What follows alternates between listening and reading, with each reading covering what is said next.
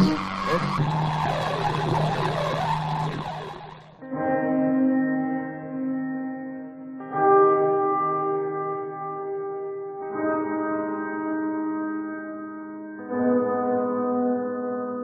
Body Snatcher by Robert Louis Stevenson.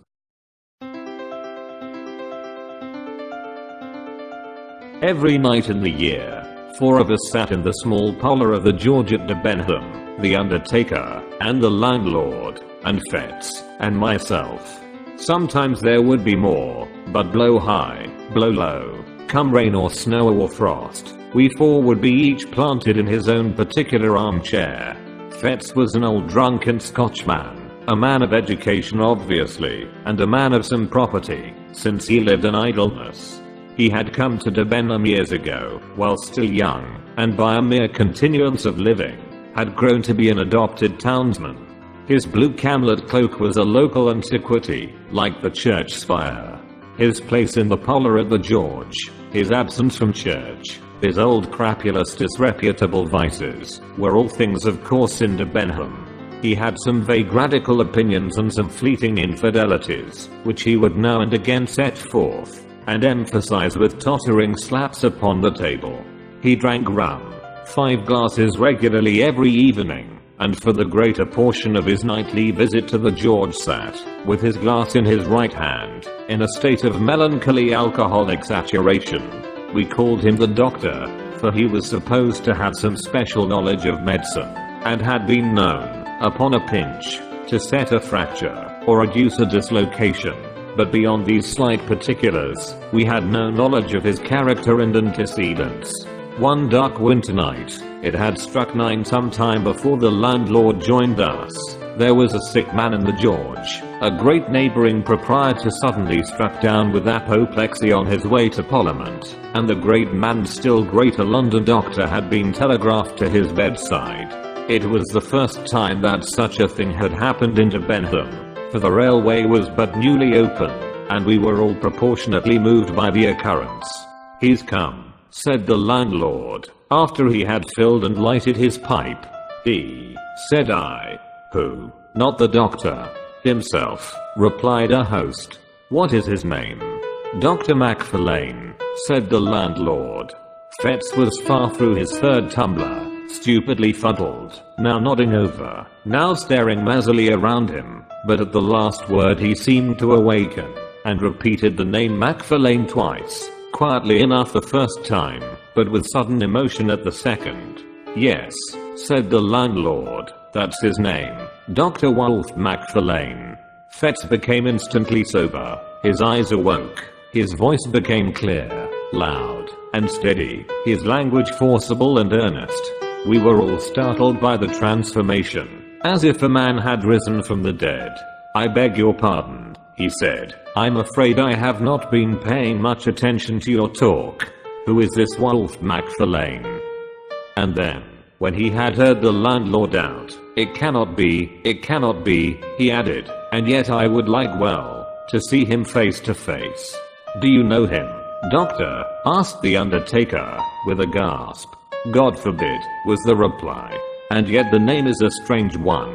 It were too much to fancy too.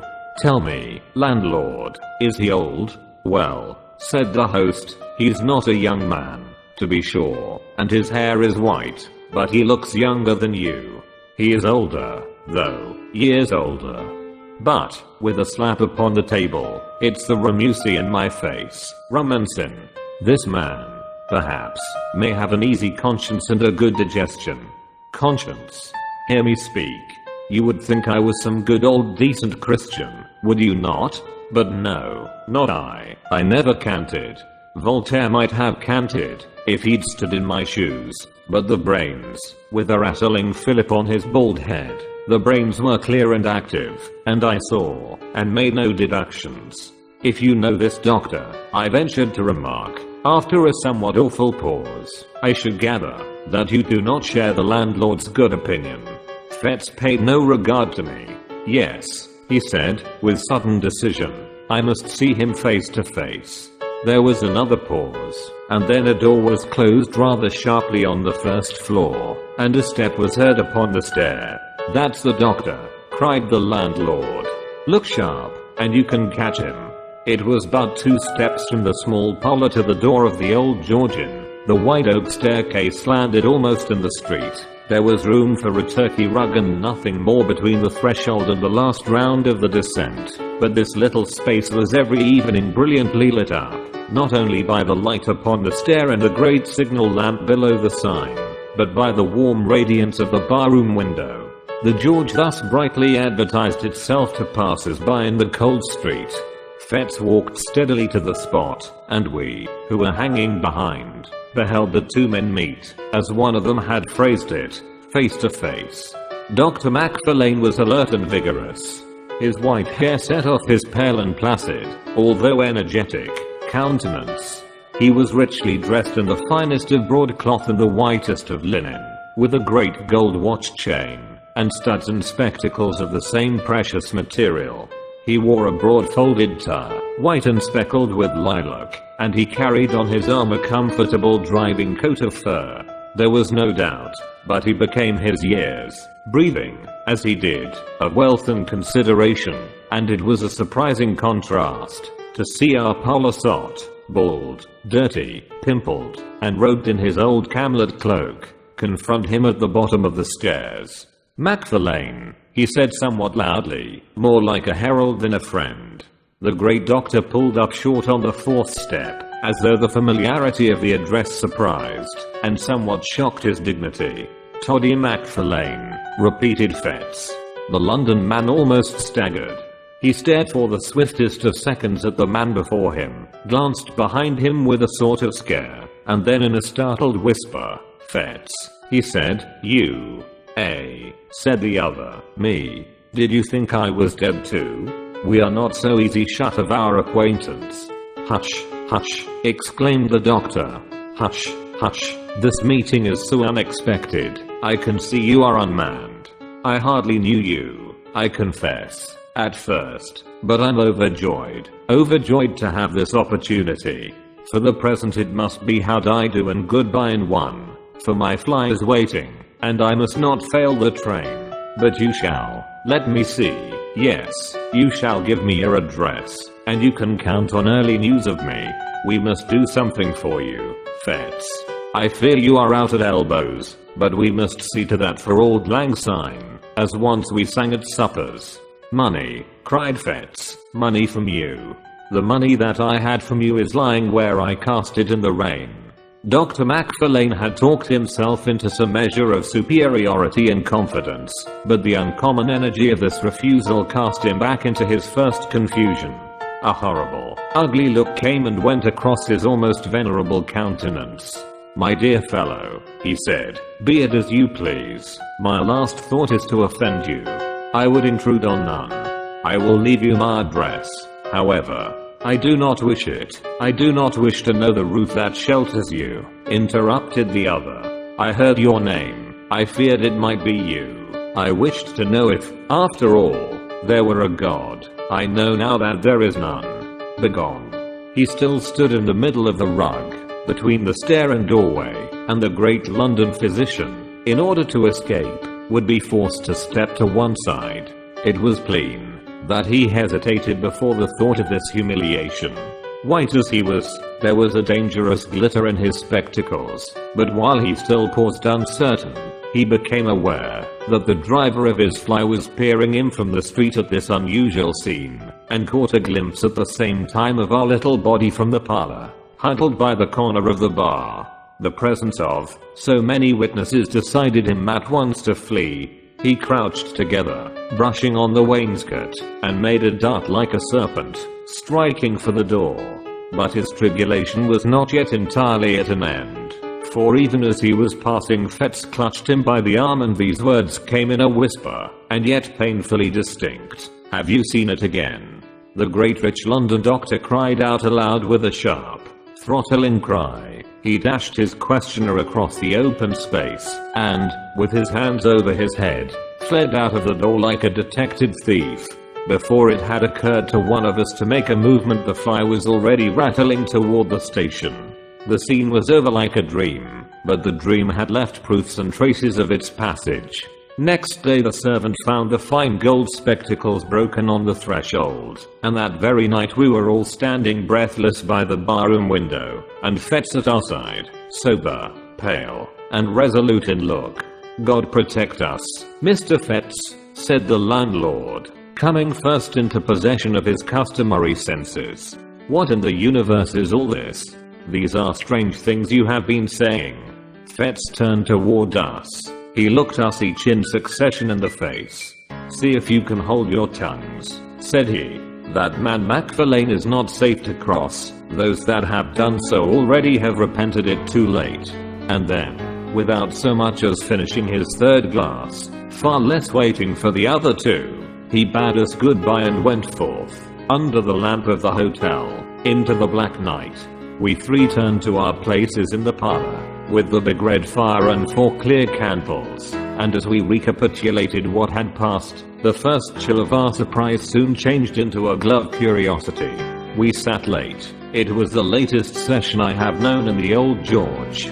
Each man, before we parted, had his theory that he was bound to prove, and none of us had any nearer business in this world than to track out the past of our condemned companion, and surprise the secret that he shared with the great London doctor.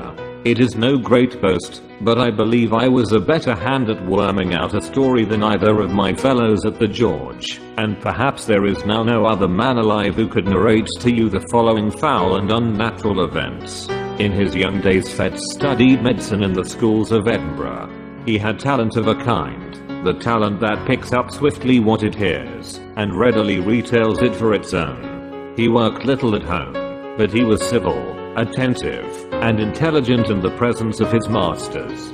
They soon picked him out as a lad who listened closely and remembered well. Nay, strange as it seemed to me, when I first heard it, he was in those days well favored, and pleased by his exterior. There was, at that period, a certain extramural teacher of anatomy, whom I shall here designate by the letter K. His name was subsequently too well known. The man who bore it skulked through the streets of Edinburgh in disguise, while the mob, that applauded at the execution of Britt, called loudly for the blood of his employer. But Mr. K was then at the top of his vogue. He enjoyed a popularity due partly to his own talent and address, partly to the incapacity of his rival, the university professor. The students, at least, swore by his name, and Fetz believed himself, and was believed by others, to have laid the foundations of success, when he had acquired the favor of this meteorically famous man. Mr. K was a bon vivant as well as an accomplished teacher.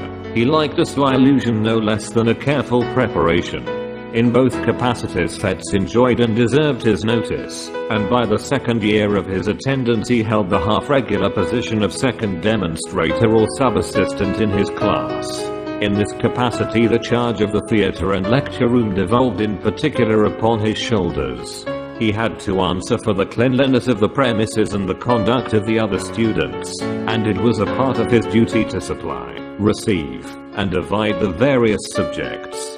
It was with a view to this last, at that time very delicate, affair that he was lodged by Mr. K in the same wind, and at last in the same building, with the dissecting rooms.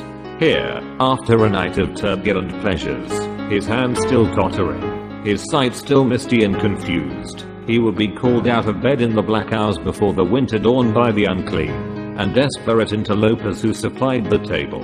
He would open the door to these men, since infamous throughout the land. He would help them with their tragic burden, pay them their sordid price, and remain alone, when they were gone, with the unfriendly relics of humanity. From such a scene he would return to snatch another hour or two of slumber, to repair the abuses of the night, and refresh himself for the labors of the day. Few lads could have been more insensible to the impressions of a life thus passed among the ensigns of mortality. His mind was closed against all general considerations. He was incapable of interest in the fate and fortunes of another, the slave of his own desires and low ambitions. Cold, light, and selfish in the last resort, he had that modicum of prudence, miscalled morality, which keeps a man from inconvenient drunkenness or punishable theft. He coveted, besides, a measure of consideration from his masters and his fellow pupils, and he had no desire to fail conspicuously in the external parts of life. Thus he made it his pleasure to gain some distinction in his studies, and day after day rendered unimpeachable high service to his employer, Mr. K.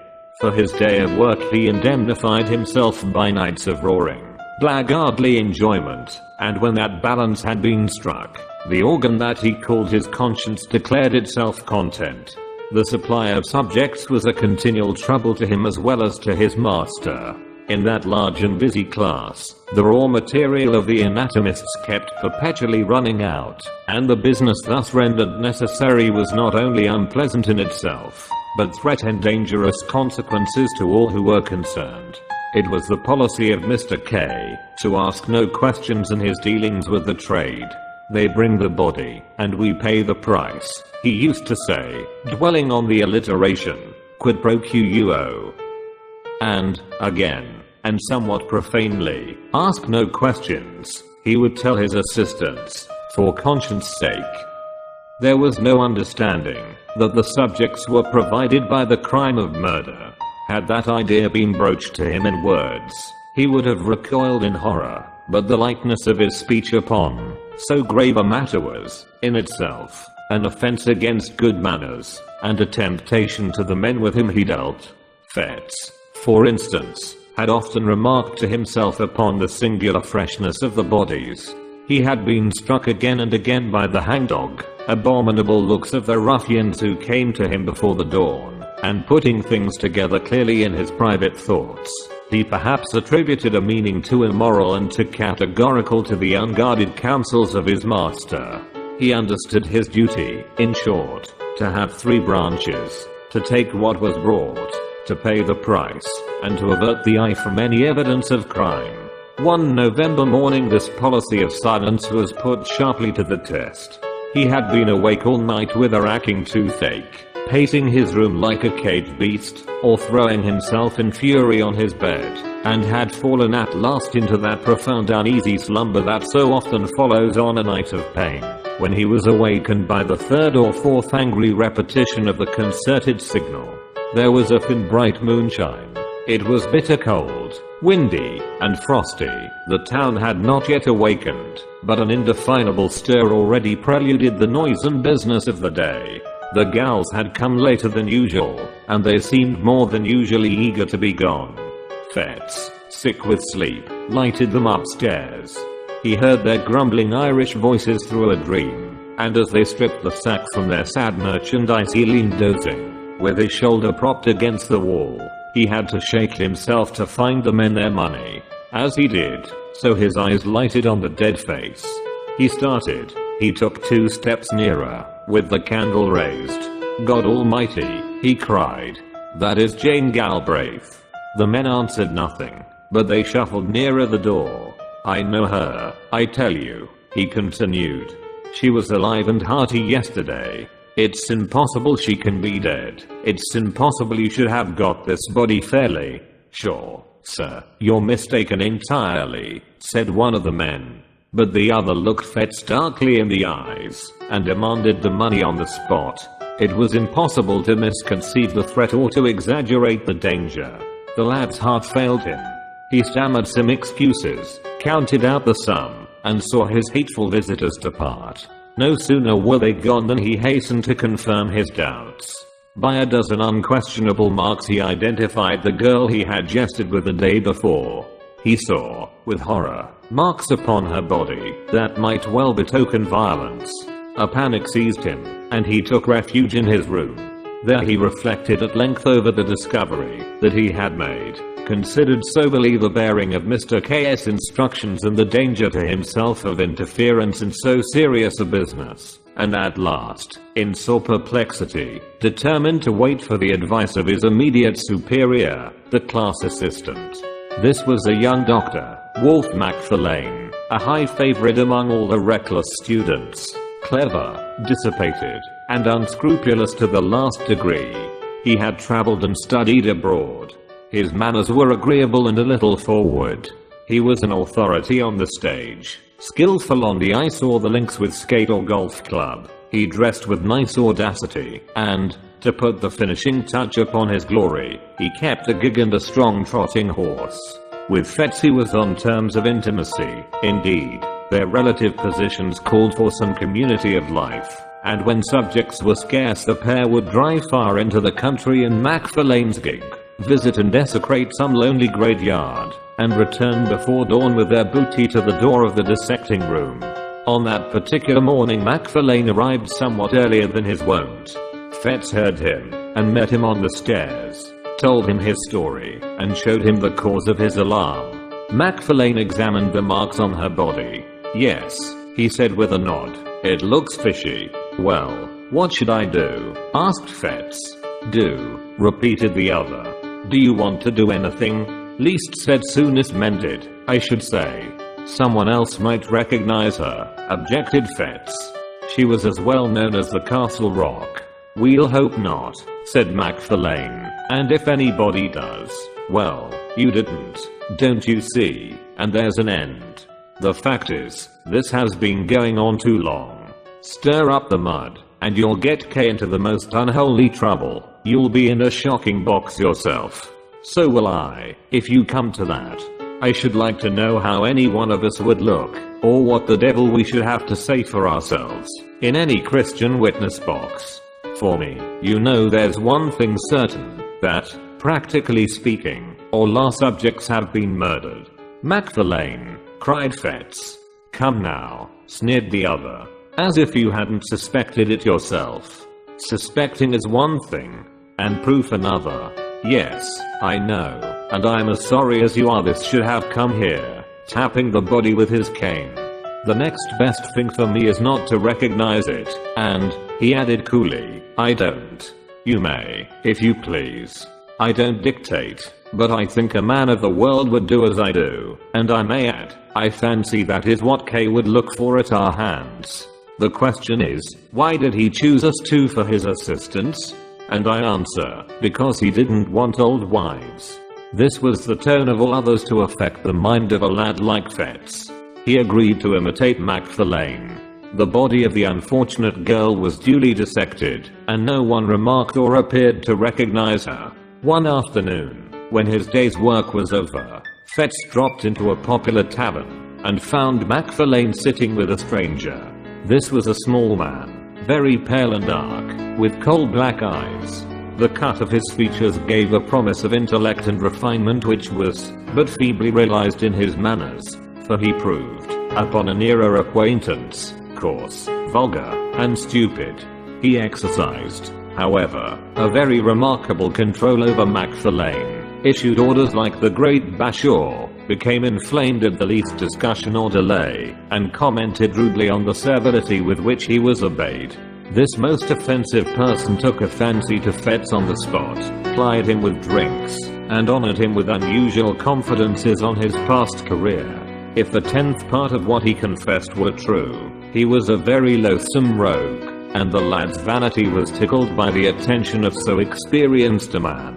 "I'm a pretty bad fellow myself," the stranger remarked, "but McFarlane is the boy. Toddy McFarlane I call him. Toddy, order your friend another glass.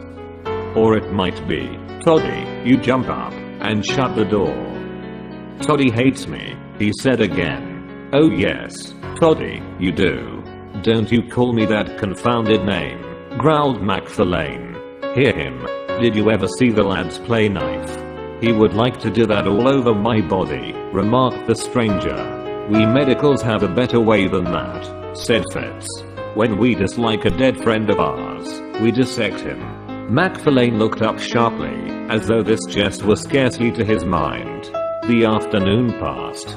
Gray, for that was the stranger's name, invited Fetz to join them at dinner, ordered a feast so sumptuous that the tavern was thrown into commotion, and when all was done commanded McFarlane to settle the bill. It was late before they separated. The man Gray was incapably drunk. McFarlane, sobered by his fury, chewed the cud of the money he had been forced to squander, and the slights he had been obliged to swallow.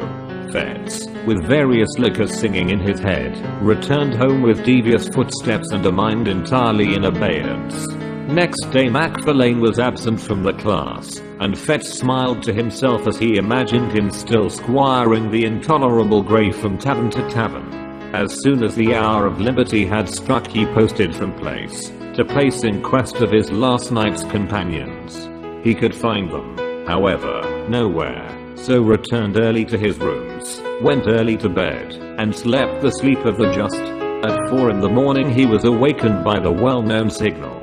Descending to the door, he was filled with astonishment to find McFarlane with his gig, and in the gig one of those long and ghastly packages with which he was so well acquainted. "What?" he cried. "Have you been out alone? How did you manage?" But McFarlane silenced him roughly, bidding him turn to business. When they had got the body upstairs and laid it on the table, McFarlane made at first as if he were going away. Then he paused and seemed to hesitate, and then, "You had better look at the face," said he, in tones of some constraint. "You had better," he repeated, as Fetz only stared at him in wonder. "But where, and how, and when did you come by it?" cried the other. "Look at the face," was the only answer. Fetz was staggered. Strange doubts assailed him. He looked from the young doctor to the body, and then back again. At last, with a start, he did as he was bidden. He had almost expected the sight that met his eyes, and yet the shock was cruel. To see, fixed in the rigidity of death and naked on that coarse layer of sackcloth, the man whom he had left well clad and full of meat and sin upon the threshold of a tavern, awoke, even in the thoughtless Fetz, some of the terrors of the conscience. It was a crass TB which re-echoed in his soul, that two whom he had known should have come to lie upon these icy tables. Yet these were only secondary thoughts. His first concern regarded Wilf. Unprepared for a challenge so momentous, he knew not how to look his comrade in the face. He durst not meet his eye, and he had neither words nor voice at his command. It was McFarlane himself who made the first advance.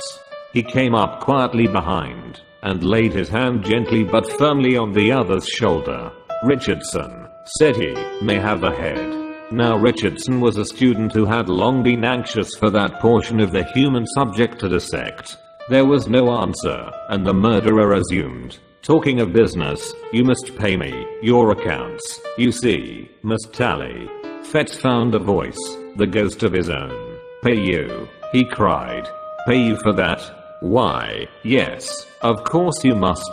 By all means, and on every possible account, you must," returned the other. "I dare not give it for nothing. You dare not take it for nothing. It would compromise us both. This is another case like Jane Galbraith's. The more things are wrong, the more we must act as if all were right. Where does old K keep his money?" "There," answered Fetz hoarsely, pointing to a cupboard in the corner. "Give me the key, then," said the other, calmly, holding out his hand. There was an instant's hesitation, and the die was cast. McFarlane could not suppress a nervous twitch, the infinitesimal mark of an immense relief, as he felt the key between his fingers. He opened a cupboard, brought out pen and ink and a paper book that stood in one compartment, and separated from the funds in a drawer a sum suitable to the occasion. "Now, look here," he said, "there is the payment made. First proof of your good faith. First step to your security. You have now to clinch it by a second. Enter the payment in your book, and then you for your part may defy the devil." The next few seconds were for Fetz an agony of thought, but in balancing his terrors it was the most immediate that triumphed. Any future difficulty seemed almost welcome, if he could avoid a present quarrel with McFarlane. He set down the candle which he had been carrying all this time, and with a steady hand entered the date, the nature, and the amount of the transaction. "And now," said McFarlane, "it's only fair that you should pocket the lucre. I've had my share already. By the by, when a man of the world falls into a bit of luck, has a few shillings extra in his pocket, I'm ashamed to speak of it, but there's a rule of conduct in the case.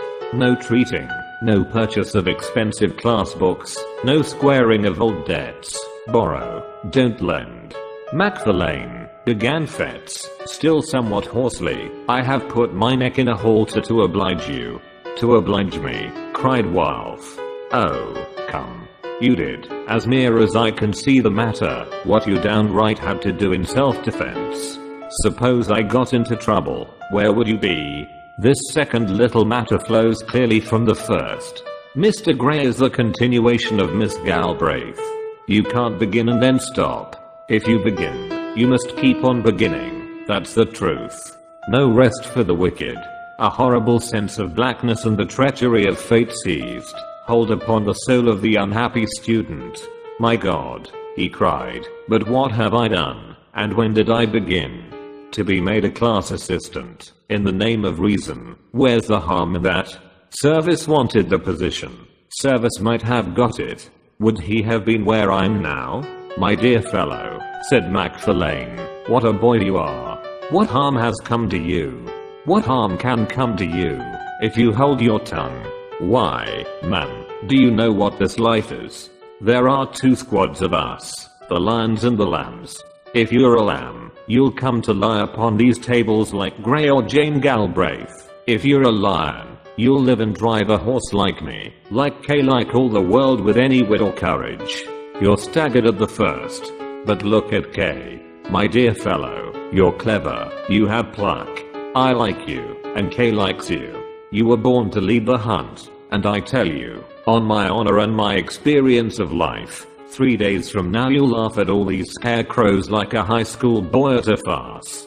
And with that McFarlane took his departure and drove off up the wind in his gig, to get under cover before daylight.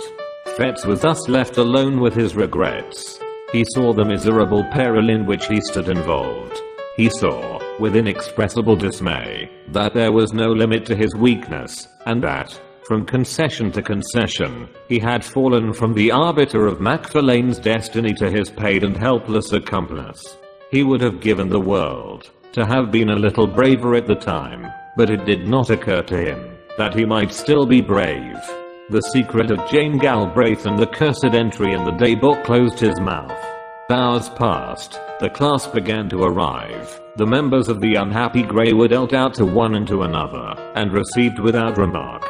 Richardson was made happy with the head, and before the hour of freedom rang Fetz trembled with exultation, to perceive how far they had already gone toward safety. For 2 days he continued to watch, with increasing joy, the dreadful process of disguise. On the third day McFarlane made his appearance. He had been ill, he said, but he made up for lost time by the energy with which he directed the students.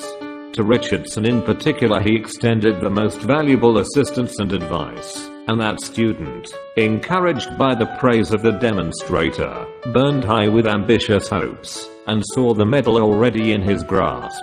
Before the week was out McFarlane's prophecy had been fulfilled. Fetz had outlived his terrors, and had forgotten his baseness. He began to plume himself upon his courage, and had so arranged the story in his mind, that he could look back on these events with an unhealthy pride. Of his accomplice he saw but little. They met, of course, in the business of the class. They received their orders together from Mr. K. At times they had a word or two in private, and McFarlane was from first to last particularly kind and jovial. But it was plain that he avoided any reference to their common secret, and even when Fetz whispered to him that he had cast in his lot with the lions, and forsworn the lambs, he only signed to him smilingly to hold his peace. At length an occasion arose which threw the pair once more into a closer union. Mr. K was again short of subjects. Pupils were eager, and it was a part of this teacher's pretensions to be always well supplied. At the same time there came the news of a burial in the rustic graveyard of Glencorse. Time has little changed the place in question. It stood then, as now, upon a crossroad, out of call of human habitations, and buried fathom deep in the foliage of 6 cedar trees. The cries of the sheep upon the neighboring hills, the streamlets upon either hand, one loudly singing among pebbles, the other dropping furtively from pond to pond, the stir of the wind in mountainous old flowering chestnuts, and once in 7 days the voice of the bell and the old tunes of the precentor were the only sounds that disturbed the silence around the rural church. The Resurrection Man, to use a by name of the period, was not to be deterred by any of the sanctities of customary piety. It was part of his trade to despise and desecrate the scrolls and trumpets of old tombs, the paths worn by the feet of worshippers and mourners, and the offerings and the inscriptions of bereaved affection. To rustic neighborhoods, where love is more than commonly tenacious, and where some bonds of blood or fellowship unite the entire society of a parish, the body snatcher, far from being repelled by natural respect, was attracted by the ease and safety of the task. To bodies that had been laid in earth, in joyful expectation of a far different awakening, there came that hasty, lamplit, terror-haunted resurrection of the spade and mattock. The coffin was forced, the sermons torn, and the melancholy relics, clad in sackcloth, after being rattled for hours on moonless byways, were at length exposed to uttermost indignities before a class of gaping boys. Somewhat as two vultures may swoop upon a dying lamb, Fetz and MacFarlane were to be let loose upon a grave in that green and quiet resting place. The wife of a farmer, a woman who had lived for 60 years, and been known for nothing but good butter and a godly conversation, was to be rooted from her grave at midnight and carried, dead and naked, to that faraway city that she had always honored with her Sunday's best. The place beside her family was to be empty till the crack of doom, her innocent and almost venerable members to be exposed to that last curiosity of the anatomist. Late one afternoon the pair set forth, well wrapped in cloaks, and furnished with a formidable bottle. It rained without remission, a cold, dense, lashing rain. Now and again there blew a puff of wind, but these sheets of falling water kept it down. Bottle and all, it was a sad and silent drive as far as Pennyking, where they were to spend the evening. They stopped once, to hide their implements in a thick bush not far from the churchyard, and once again at the Fisher's Tryst, to have a toast before the kitchen fire and vary their nips of whiskey with a glass of ale. When they reached their journey's end the gig was housed, the horse was fed and comforted, and the two young doctors in a private room sat down to the best dinner and the best wine the house afforded. The lights, the fire, the beating rain upon the window, the cold, incongruous work that lay before them, added zest to their enjoyment of the meal. With every glass their cordiality increased. Soon MacFarlane handed a little pile of gold to his companion. A compliment, he said. Between friends these little deedy accommodations ought to fly like pipelights. Fetz pocketed the money, and applauded the sentiment to the echo. You are a philosopher, he cried. I was an ass till I knew you. You and Kay between you, by the Lord Harry, but you'll make a man of me. Of course we shall, applauded MacFarlane. A man? I tell you, it required a man to back me up the other morning. There are some big, brawling, 40-year-old cowards who would have turned sick at the look of the DD thing, but not you. You kept your head. I watched you. Well, and why not? Fetz thus vaunted himself. It was no affair of mine. There was nothing to gain on the one side but disturbance, and on the other I could count on your gratitude, don't you see? And he slapped his pocket till the gold pieces rang. MacFarlane somehow felt a certain touch of alarm at these unpleasant words. He may have regretted that he had taught his young companion so successfully, but he had no time to interfere, for the other noisily continued in this boastful strain. The great thing is not to be afraid. Now, between you and me, I don't want to hang, that's practical, but for all cant, MacFarlane, I was born with a contempt. Hell, God, devil, right, wrong, sin, crime, and all the old gallery of curiosities. They may frighten boys, but men of the world, like you and me, despise them. Here's to the memory of Grey. It was by this time growing somewhat late. The gig, according to order, was brought round to the door with both lamps brightly shining, and the young men had to pay their bill and take the road. They announced that they were bound for Peebles, and drove in that direction till they were clear of the last houses of the town. then, extinguishing the lamps, returned upon their course, and followed a by-road toward Glencourse. There was no sound but that of their own passage, and the incessant, strident pouring of the rain. It was pitch dark.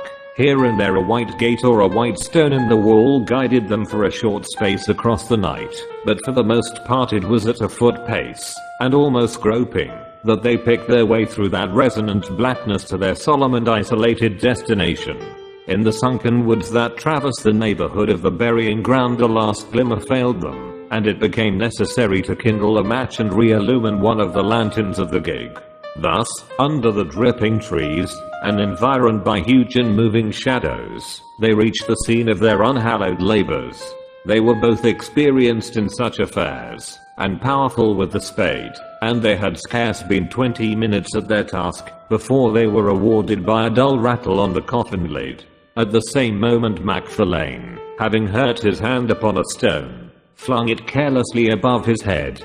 The grave, in which they now stood almost to the shoulders, was close to the edge of the plateau of the graveyard, and the gig lamp had been propped, the better to illuminate their labors, against a tree, and on the immediate verge of the steep bank descending to the stream. Chance had taken a sure aim with the stone. Then came a clang of broken glass. Night fell upon them. Sounds alternately dull and ringing announced the bounding of the lantern down the bank, and its occasional collision with the trees. A stone or two, which it had dislodged in its descent, rattled behind it into the profundities of the glen, and then silence, like night, resumed its sway, and they might bend their hearing to its utmost pitch, but naught was to be heard except the rain, now marching to the wind, now steadily falling over miles of open country. They were so nearly at an end of their abhorred task, that they judged it wisest to complete it in the dark. The coffin was exhumed and broken open, the body inserted in the dripping sack, and carried between them to the gig. One mounted to keep it in its place, and the other, taking the horse by the mouth, groped along by wall and bush, until they reached the wider road by the Fisher's Tryst. Here was a faint, diffused radiancy, which they hailed like daylight. By that they pushed the horse to a good pace, and began to rattle along merrily in the direction of the town. They had both been wetted to the skin during their operations, and now, as the gig jumped among the deep ruts, the thing that stood propped between them fell now upon one, and now upon the other. At every repetition of the horrid contact each instinctively repelled it with the greater haste, and the process, natural although it was, began to tell upon the nerves of the companions. Macfarlane made some ill-favored jest about the farmer's wife, but it came hollowly from his lips, and was allowed to drop in silence. Still their unnatural burden bumped from side to side, and now the head would be laid, as if in confidence, upon their shoulders, and now the drenching sackcloth would flap icily about their faces. A creeping chill began to possess the soul of Fetz. He peered at the bundle, and it seemed somehow larger than at first. All over the countryside, and from every degree of distance, the farm dogs accompanied their passage with tragic ululations, and it grew and grew upon his mind, that some unnatural miracle had been accomplished, that some nameless change had befallen the dead body, and that it was in fear of their unholy burden, that the dogs were howling. "For God's sake," said he, making a great effort to arrive at speech, "for God's sake, let's have a light." Seemingly Macfarlane was affected in the same direction, for, though he made no reply, he stopped the horse, passed the reins to his companion, got down, and proceeded to kindle the remaining lamp. They had by that time got no farther than the crossroad down to Auchenclony. The rain still poured, as though the deluge were returning, and it was no easy matter to make a light in such a world of wet and darkness. When at last the flickering blue flame had been transferred to the wick, and began to expand and clarify, and shed a wide circle of misty brightness round the gig, it became possible for the two young men to see each other, and the thing they had along with them. The rain had molded the rough sacking to the outlines of the body underneath. The head was distinct from the trunk, the shoulders plainly modeled. Something at once spectral and human riveted their eyes upon the ghastly comrade of their drive. For some time Macfarlane stood motionless, holding up the lamp. A nameless dread was swathed, like a wet sheet, about the body, and tightened the white skin upon the face of Fetz. A fear that was meaningless, a horror of what could not be, kept mounting to his brain. Another beat of the watch, and he had spoken. But his comrade forestalled him. "That is not a woman," said MacFarlane, in a hushed voice. "It was a woman, when we put her in," whispered Fetz. "Hold that lamp," said the other. "I must see her face." And as Fetz took the lamp, his companion untied the fastenings of the sack, and drew down the cover from the head. The light fell very clear upon the dark, well-molded features and smooth-shaven cheeks of a too familiar countenance, often beheld in dreams of both of these young men. A wild yell rang up into the night. Each leaped from his own side into the roadway. The lamp fell, broke, and was extinguished, and the horse, terrified by this unusual commotion, bounded and went off toward Edinburgh at a gallop, bearing along with it, sole occupant of the gig, the body of the dead and long dissected Grey.